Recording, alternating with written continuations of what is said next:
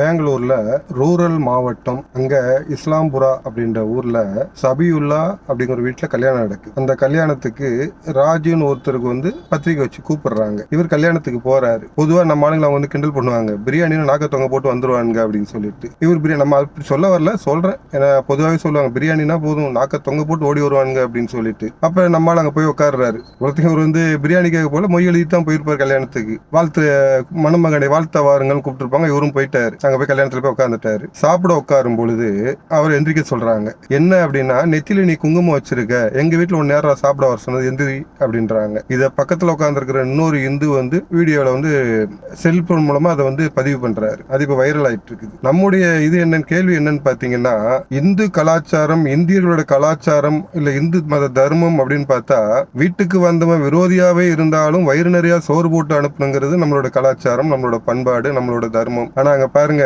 விருந்தாளியா கூப்பிட்டுட்டு சோத்துல உட்காந்தாலும் எழுப்பி விட்டுருக்காங்க. சரி, ஒருத்தன் எழுப்புனா பாத்தீங்கன்னா எல்லாருமே சொல்லியிருக்காங்க, எங்க வீட்டு சாப்பாடு நீ எப்படி வருவ, எந்திரிச்சு போ அப்படின்னு சொல்லிட்டு. யாராவது ஒருத்தர் தடுத்திருக்கணும் இல்ல? எவனோ ஒருத்தன் சொன்னா சரி, ஆனா ஒருத்தர் கூட தடுக்கலாங்க. இவரா எந்திச்சு பக்கத்துல கூப்பிட்டு எந்திச்சு வந்திருக்கா, போலாம் வா அப்படின்னு சொல்லி. இது ஏன் சொல்ல, ஒவ்வொருத்தரும் பிரியாணி போய் சாப்பிட்டு கையை வைக்கிறீங்க பாத்தீங்களா, அப்ப யோசிக்கணும். சரி, இவங்க இந்த ரம்ஜானுக்கு பிரியாணி கொடுப்பாங்க, அது ஏன் கொடுக்குறாங்கன்னா அவங்களுடைய மத கடமைப்படி ஏழைகளுக்கு கொடுக்கணுங்கிறது தர்மம். அவங்களோட மத கடமைப்படி ஏழைகளுக்கு கொடுக்கணும் அப்படின்ட்டு.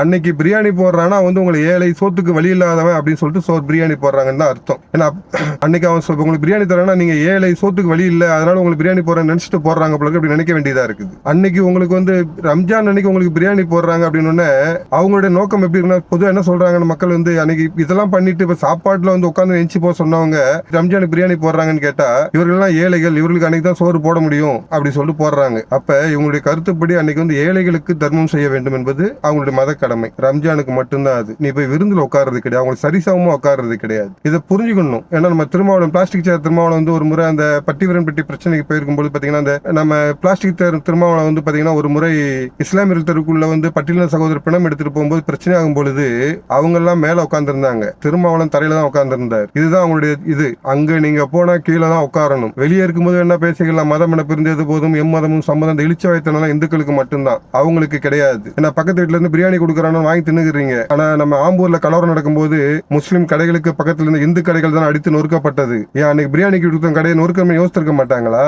இதுல கோயம்புத்தூர்ல குண்டு வைக்கும் போது ரம்ஜான் பிரியாணி தின்ன வந்தாலும் செத்துருப்பான், திங்காதவன் செத்தா சிங்காரனுக்கா பாமுச்சாங்க. அதனால நம்ம நம்மளுடைய தரத்தை தாழ்த்திக்க கூடாது. எங்க போய் உட்காடுறோம், எப்படி சாப்பிட போறோம், என்ன இதுல இருக்கும் அப்படின்னு பாத்துக்கணும். ஏன்னா இந்து தர்மம் வேறு, அவருடைய அரேபிய கலாச்சாரம் வேறு, அதை புரிஞ்சுக்கணும். ஏன்னா இப்ப இன்னொன்னு கூட சொல்றாங்க, அரேபியால உள்ளவங்க நாங்க தான் உண்மையான முஸ்லீம், இந்தியாவில் உள்ள முஸ்லீமே கிடையாதுன்றாங்க. ஆனா இவங்க நாங்க தான் உண்மையான முஸ்லீம், சோரே கிடையாது, வெளியே போட மனுஷனே கிடையாது. ஏன்னா பொதுவாக சொல்லுவாங்க, இஸ்லாம்ல காபிர்கள் வெறுக்கத்தக்கவர்கள் போட்டிருக்குன்னு சொல்லுவாங்க. இஸ்லாம் மதத்தை தழுவாத அனைவரும் அவர்களை பொறுத்தவரை காபிர்கள் வெறுக்கத்தக்கவர்கள் அப்படின்னு சொல்லிட்டு அவங்க மத புத்தகம் சொல்லுது அப்படின்னு சொல்லுவாங்க.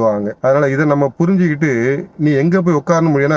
நீங்க அது கேட்ட சொல்லுவாங்க, பெங்களூர்ல தான் நடந்துச்சும்பானுங்க. இன்னைக்கு பெங்களூர் நடந்தது, நாளைக்கு உங்க ஊர்ல நடக்கும், நாளைக்கு உனக்கு நடக்கும். அதனால பிரியாணின்னு நாக்க போட்டு தொங்கிட்டு போவாதீங்க. நம்முடைய தர்மம் வேறு, நம்முடைய கலாச்சாரம் வேறு, நம்மளுடைய பண்பாடு வேறு, அவர்கள் எடுத்திருக்கிற நிலை வேறு என்பதை புரிந்து கொள்ள வேண்டும். புரிஞ்சுட்டீங்கன்னா மானத்தோடு இருப்பீங்க. இல்லைன்னா அவன மாதிரி மானம் கட்டு தான் வந்துட்டு இருக்க போறீங்க.